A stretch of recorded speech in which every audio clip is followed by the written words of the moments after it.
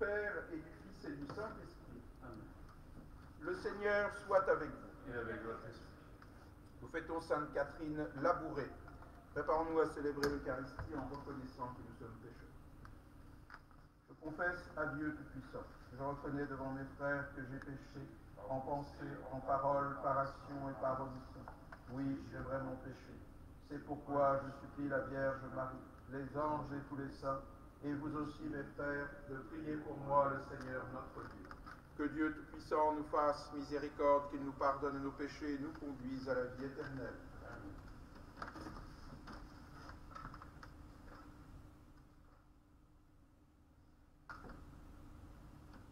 Kyrie eleison, Kyrie eleison, Christe eleison, Christe eleison, Kyrie eleison, Kyrie eleison. Le Seigneur soit avec vous. Prions. Dieu, ami des petits, tu as fait cheminer Sainte Catherine Labourée à la suite de ton Fils, suscitant chez elle un amour intense de la Vierge Marie et un dévouement singulier envers les pauvres. À son intercession, fais-nous progresser dans l'esprit des béatitudes, les yeux fixés sur la Vierge Marie, attentifs à l'appel des déshérités par Jésus, le Christ, notre Seigneur et notre Dieu, qui vit et règne avec toi et le Saint-Esprit, maintenant et pour les siècles des siècles. Amen.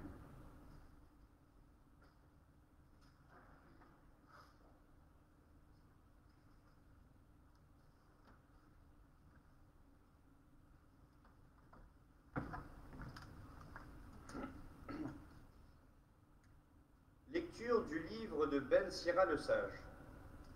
Mon fils, accomplis toutes choses dans l'humilité, et tu seras aimé plus qu'un bienfaiteur. Plus tu es grand, plus il faut t'abaisser. Tu trouveras grâce devant le Seigneur.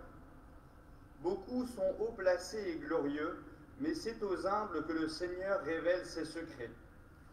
Grande est la puissance du Seigneur, et les humbles lui rendent gloire. Ne cherche pas ce qui est trop difficile pour toi, ne scrute pas ce qui est au-dessus de tes forces. Médite ce qu'on t'a prescrit, tu n'as pas à t'occuper des choses cachées. Ne sois pas curieux de ce qui te dépasse, déjà ce qu'on t'a enseigné est au-delà de l'esprit humain. Leur présomption a égaré bien des gens, leur manque de jugement a fait dévier leurs pensées. Parole du Seigneur. Nous rendons grâce à Dieu.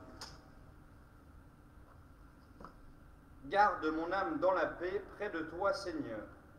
Garde mon âme dans la paix près de toi, Seigneur. Seigneur, je n'ai pas le cœur fier, ni le regard ambitieux. Je ne poursuis ni grand dessein, ni merveille qui me dépasse. Garde mon âme dans la paix près de toi, Seigneur.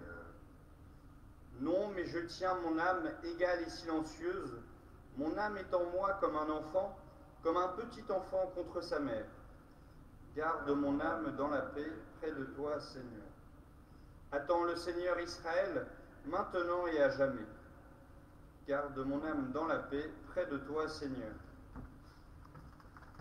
Alléluia, Alléluia, Alléluia, Alléluia, Alléluia, Alléluia, Alléluia, Alléluia.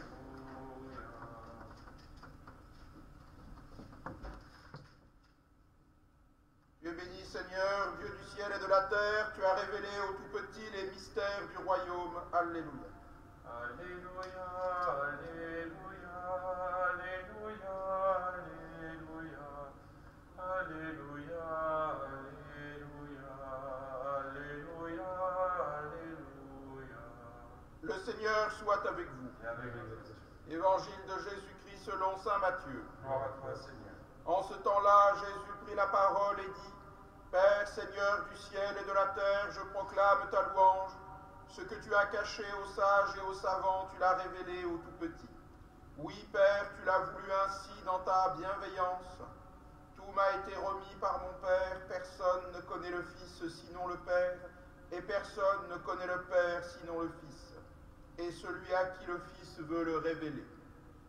Venez à moi, vous tous qui peinez sous le poids du fardeau, et moi je vous procurerai le repos. Prenez sur vous mon joug, devenez mes disciples, car je suis doux et humble de cœur, et vous trouverez le repos pour votre âme. Oui, mon joug est facile à porter, et mon fardeau léger. Acclamons la parole de Dieu. Louange à toi, Seigneur Jésus. Au nom du Père et du Fils et du Saint-Esprit, nous fêtons Sainte Catherine Labouré, une sainte parisienne, bien qu'elle ne soit pas originaire de Paris, mais j'ai donc pris les lectures de ce jour. Ah, j'ai oublié de vous donner quelques informations, pardon, avant de commenter l'Évangile. C'est la dernière fois à cette messe que nous la rendons publique par les ondes, puisque nous allons pouvoir ouvrir les portes à nouveau. Nous espérons que c'est la dernière fois avant longtemps, non pas que ça soit triste de vous parler par les ondes, mais je préfère vous parler en vrai, en chair et en os. Et donc, demain à la messe de dimanche, il y aura encore une retransmission pour ceux qui ne peuvent venir à la messe, à 9h30, la messe en latin, et à 11h, la messe en forme ordinaire. Et après, nous reprendrons la disposition normale. Toute la semaine, les horaires sont normaux, les messes en français en forme ordinaire, 12h30 sauf le lundi, et 18h30 tous les soirs, lundi, vendredi. Nous allons ajouter deux messes à la chandelle, le matin à 8h, le mardi et le vendredi. Voilà, pour ce qui est des messes du dimanche, c'est un peu particulier ce dimanche, il y aura de nombreuses messes. Merci de vous en réjouir, pour toujours les esprits chagrins, faisons le maximum, il y aura au moins 16, peut-être 18 messes qui seront célébrées en fonction des besoins. Pour les esprits chagrins, je leur précise que s'il y a plus de messes dans la forme tridentine, c'est une question de jauge de personnes. J'ai fait la multiplication, ou plutôt la division par 30, puisqu'il y a 300 personnes à la messe en latin de 9h30, et qu'il y en a 110 à la messe de 11h, les autres étant plus petites, eh bien, j'ai mis un nombre de messes qui correspond au nombre de paroissiens. Je n'ai rien inventé. Voilà. Cette fois-ci, je peux vous commenter l'évangile. Cet évangile qui s'adresse aux petits. Oui, Catherine Labouré fait partie des petits. Non pas que le Seigneur fasse dans la politique ou dans la considération de niveau social, ce n'est pas du tout le sens de la petitesse. Le Seigneur regarde à l'âme. D'ailleurs, si l'on veut, avec un peu d'humour, regarder les trois grandes figures de ces filles de la charité qui sont à Paris, rue du Bac. Eh bien, les trois corps des trois personnes remarquables sont là.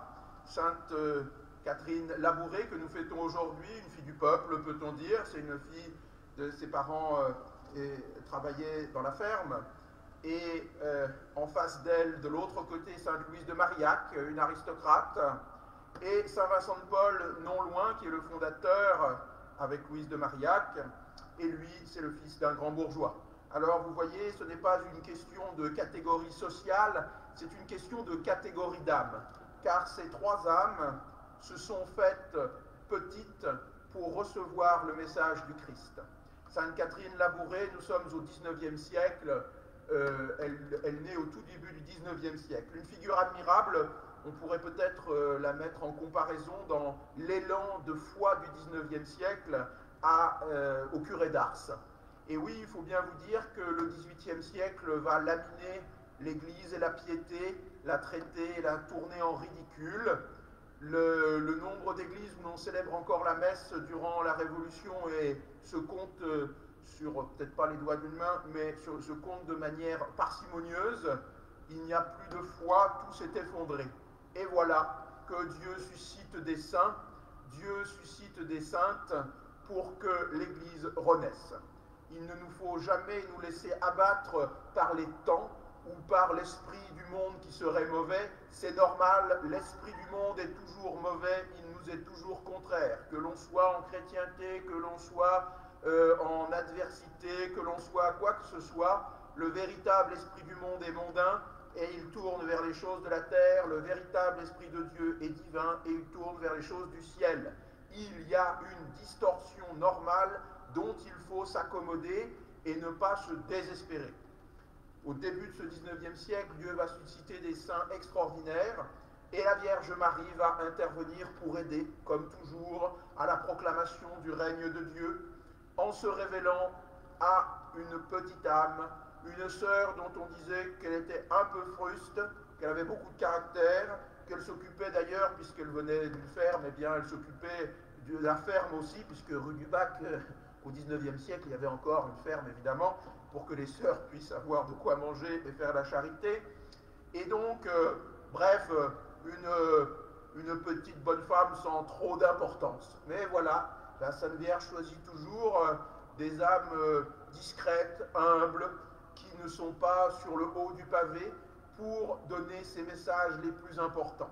Car c'est bien à cette petite sœur sans éducation complète supérieure, sans relief particulier, cette fille de la charité comme tant d'autres, et qui va être la récipiendaire d'un message extraordinaire. Elle ne le dira pas tout de suite, c'est pendant son noviciat en 1830 que la Sainte Vierge lui apparaît. Un enfant vient la réveiller de nuit, elle croit qu'elle rêve d'ailleurs, et l'amène jusqu'au pied de l'autel où la Sainte Vierge passe devant elle. Elle entend un bruissement de sa robe et s'assoit et lui parle. Et lui apparaîtra encore au vêpres le lendemain, ou le soir même, pardon, et elle va garder tout cela dans son cœur, cette petite novice qui n'est pas encore agrégée complètement à cette compagnie de saintes femmes, qui n'osera rien en dire. Elle finira par révéler cela à son confesseur, qui va lui demander de mettre par écrit. Il prendra 2 ans, le confesseur, 2 ans d'enquête, avant d'en parler à l'archevêque. Et pour éviter, c'était un confesseur qui avait beaucoup de finesse. C'est important d'avoir des confesseurs qui ont de la finesse, parce que plutôt que de mettre en avant la sœur et de parler d'elle, il ne va même pas révéler le nom de la sœur à l'archevêque. Il va simplement lui dire, voilà, la Sainte Vierge aurait demandé que l'on imprimât cette image de celle qui est sur le monde, parce qu'elle n'est plus dans ce monde, mais elle veille sur ce monde, et les mains ouvertes recevant la grâce divine de son Fils, les mains ouvertes où reflètent cette grâce comme des rayons de lumière qui tombent sur ceux qui viennent l'implorer. Ô Marie conçue sans péché, priez pour nous qui avons recours à vous. C'est l'intercession qui nous donne d'entrer dans cette apparition, dans ce don de la Vierge Marie. Vous le savez très bien, l'extraordinaire avenir de cette médaille miraculeuse que nous avons fêtée hier est incroyable. En 1832, une épidémie de choléra. Oui, le 21e siècle n'est pas le seul siècle où on a connu des épidémies, et on en a connu des très graves. L'épidémie de choléra en 1832 fait la renommée de la médaille miraculeuse qui produit de nombreux miracles. Certains seront reconnus avec le temps, de manière officielle. Et puis, un autre fait tout à fait saillant est la conversion de Ratisbonne, un juif très savant, qui se convertit et entre dans la compagnie de Jésus et qui aura un grand retentissement au milieu du 19e siècle. Voilà comment la Sainte Vierge, ou comment plutôt le Seigneur, toujours agit par sa mère, par une révélation, oui, aux yeux du monde, j'allais dire minable, c'est vulgaire, mais c'est exactement ça, bon, une sœur qui a entendu, bon, et voilà comment le Seigneur répand sa grâce à travers les plus humbles et les plus petits. Cette grâce n'a pas fini de se répandre. Les pèlerins du monde entier se pressent à la rue du Bac. Évidemment, vous qui m'écoutez, qui êtes parisien ou de la région parisienne, vous n'avez aucune excuse pour n'avoir jamais visité la rue du Bac. C'est presque un péché, me semble-t-il, de ne pas passer, de ne pas aller voir une telle grâce. parce qu'il y a des pèlerins qui viennent du Mexique, d'Océanie, de partout à la rue du Bac. Si vous fréquentez cette chapelle, eh bien, vous vous en rendrez compte. Alors rendez-vous vous aussi au pied de cet autel, car Dieu ne nous aime jamais d'une manière indifférente, il nous aime toujours en particulier et à partir d'un endroit, d'une personne, car l'amour est toujours réel, il n'est pas fantomatique, il est incarné. Rendez-vous au pied de cet autel, mettez-vous à genoux et humblement demandez aussi à la Vierge les grâces dont vous avez besoin, la première étant la pitié pour vos âmes. Voilà l'extraordinaire destin de Catherine Labouré qui sera mise en exergue car en 1933, pour préparer sa béatification, on va déterrer son corps et comme c'est parfois le cas pour les saints, un autre fait miraculeux se produit, son corps est intact. On la déshabillera parce que ses habits sont tombés en ruine en revanche et on la rhabillera avec un habit neuf. Elle est exposée encore dans la chapelle de la rue du Bac à droite, là où la Sainte Vierge lui est apparue sur la chaise sur laquelle la Sainte Vierge est venue. Oui, on peut sourire de ces détails tout à fait humains et tout à fait précis, mais l'amour est tout à fait humain et tout à fait précis s'il veut devenir divin, c'est-à-dire que ce qu'on inscrit dans l'éternité de la manière la plus spirituelle doit s'incarner dans une réalité humaine, sans quoi ce ne serait qu'une excuse. L'amour des pauvres dont Catherine Labouré a manifesté une fulgurance n'est pas un amour de ceux qu'on aimerait parce que, bon, on aime les pauvres, etc. Et en fait, on n'en a jamais rencontré. Aimer les pauvres, c'est aller les voir, les aider, les toucher, c'est aller donner quelque chose de soi-même à un endroit particulier du monde, aussi précis, aussi déterminé soit-il. Il n'y a pas d'autre solution pour rendre réel l'amour que de réellement agir. Ainsi soit-il.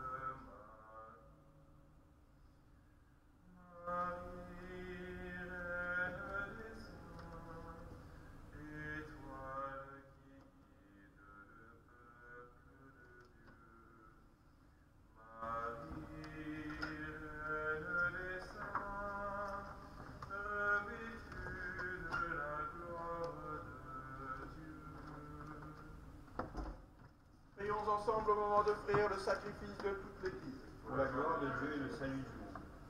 En reconnaissant les merveilles que tu as accomplies, Seigneur, dans l'âme de Sainte Catherine Labouré, nous te supplions humblement, toi qui aimais sa vie tout imprégnée de l'Évangile, accepte l'hommage de notre liturgie, par Jésus le Christ, notre Seigneur et notre Dieu, qui vit et règne avec toi et le Saint-Esprit, maintenant et pour les siècles des siècles. Amen.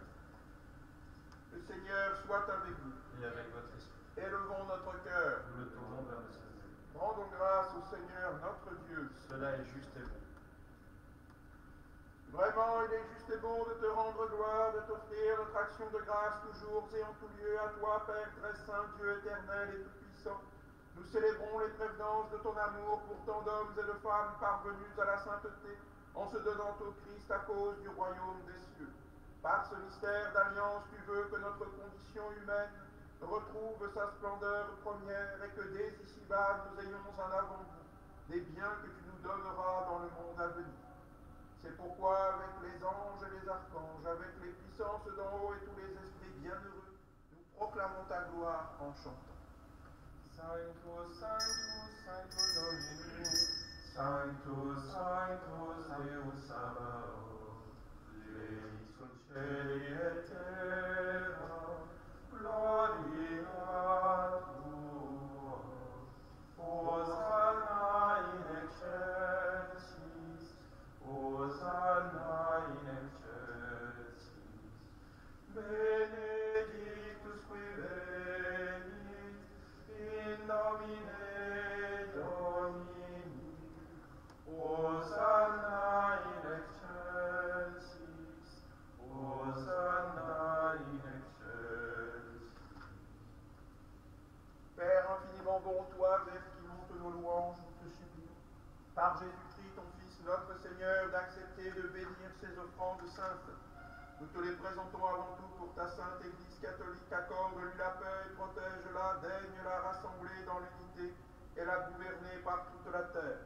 Nous les présentons en même temps pour ton serviteur, notre pape François, pour notre évêque Michel et tous ceux qui veillent fidèlement sur la foi catholique reçue des apôtres. Souviens-toi, Seigneur, de tes serviteurs et de tous ceux qui sont ici réunis, dont tu connais la foi et l'attachement.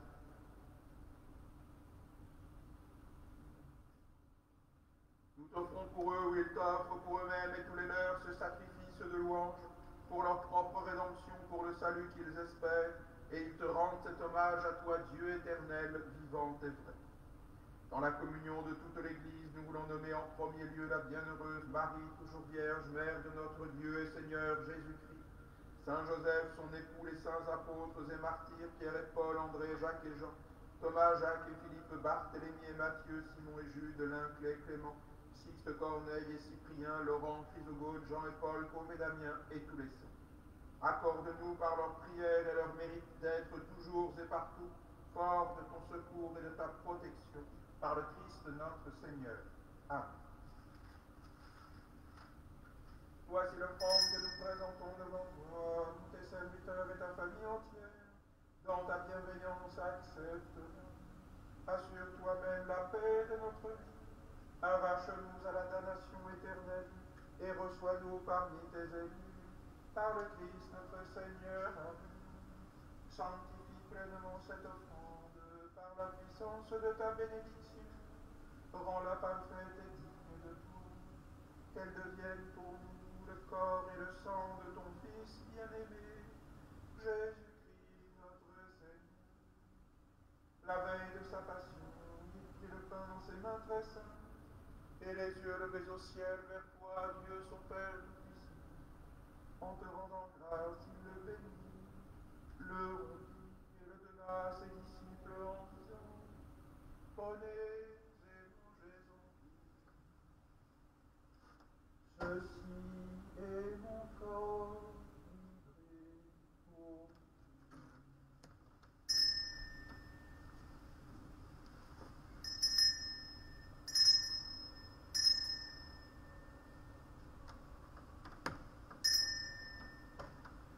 De même, à la fin du repas, il prit dans ses mains cette coupe incomparable, et te rendant grâce à nouveau, il la bénit, et la donna à ses disciples en disant: Prenez et buvez-en tous, car ceci est la coupe de mon sang, le sang de l'alliance nouvelle et éternelle, qui sera versé pour vous et pour la multitude, en rémission des péchés. Vous ferez cela en mémoire de moi.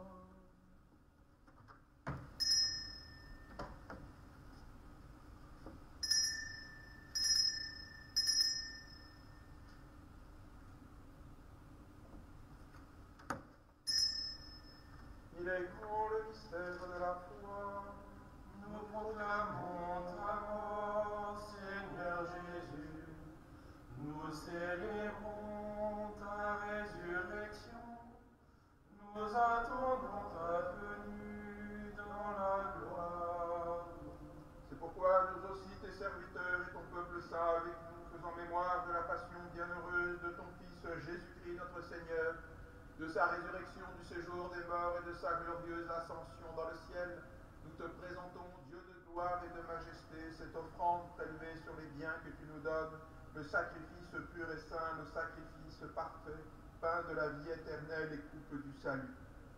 Et comme il t'a plu d'accueillir les présents d'Abel le juste, le sacrifice de notre père Abraham, et celui que t'offrit Melchisédek, ton grand prêtre, en signe du sacrifice parfait, regarde cette offrande avec amour, et dans ta bienveillance, accepte-la.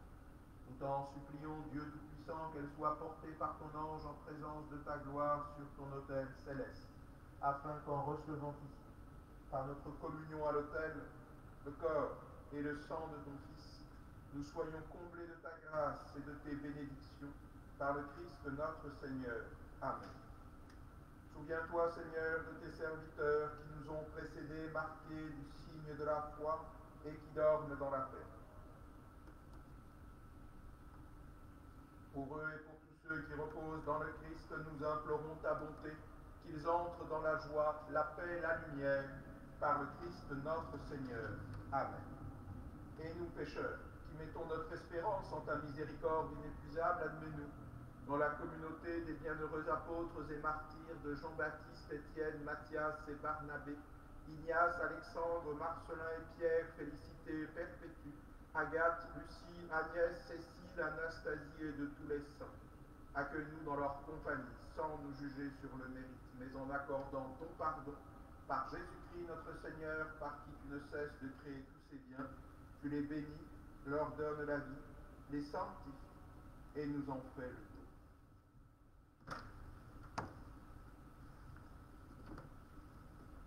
Par lui, avec lui et en lui, à toi, Dieu le Père Tout-Puissant, dans l'unité du Saint-Esprit, tout honneur et toute gloire pour les siècles des siècles.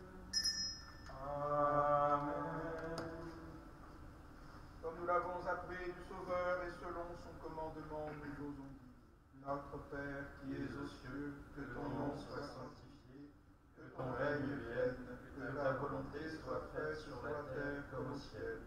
Donne-nous aujourd'hui notre pain de ce jour. Pardonne-nous nos offenses, comme nous pardonnons aussi à ceux qui nous ont offensés. Et ne nous laisse pas entrer en tentation, mais délivre-nous du mal.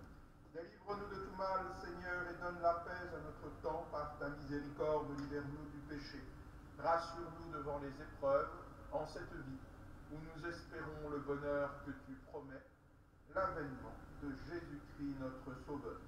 Car c'est à toi qu'appartiennent le règne, la puissance et la gloire pour les siècles des siècles. Seigneur Jésus-Christ, tu as dit à tes apôtres: je vous laisse la paix, je vous donne ma paix, ne regarde pas nos péchés, mais la foi de ton Église. Pour que ta volonté s'accomplisse, donne-lui toujours cette paix et conduis-la vers l'unité parfaite, toi qui règnes pour les siècles des siècles. Amen. Que la paix du Seigneur soit toujours avec vous. Et avec votre esprit.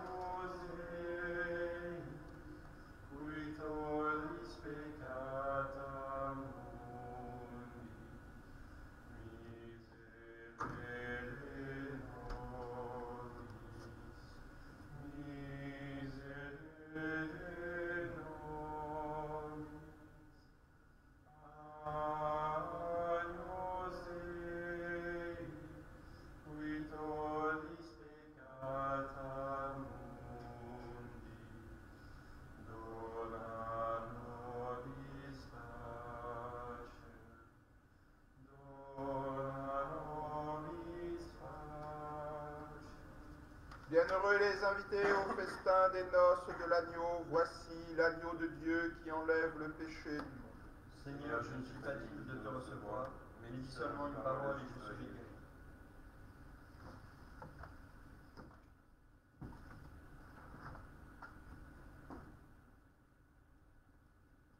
Je voudrais, Seigneur, vous recevoir avec la pureté, l'humilité et la dévotion avec lesquelles votre très sainte mère vous reçut, avec l'esprit et la ferveur des saints.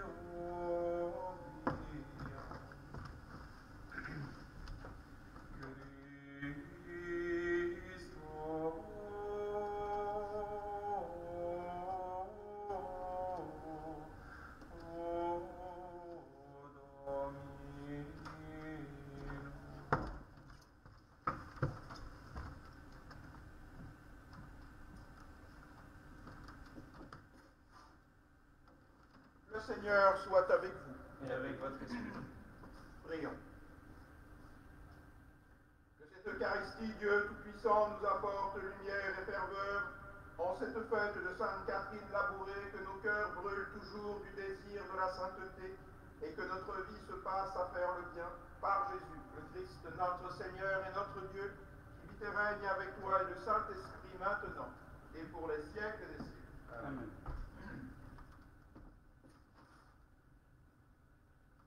Le Seigneur soit avec vous. Et avec votre esprit. Et que Dieu Tout-Puissant vous bénisse, le Père, le Fils et le Saint-Esprit. Amen. Allez dans la paix du Christ. Nous rendons grâce à Dieu. Et que Saint Roch, dont les reliques sont ici, vous garde de tout mal, de toute maladie et de toute épidémie, au nom du Père et du Fils et du Saint-Esprit. Amen.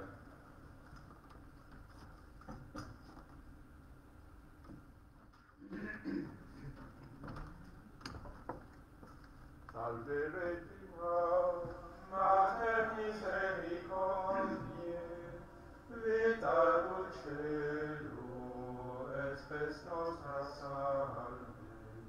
A te clamamus, exules Filii, a te suspiramus,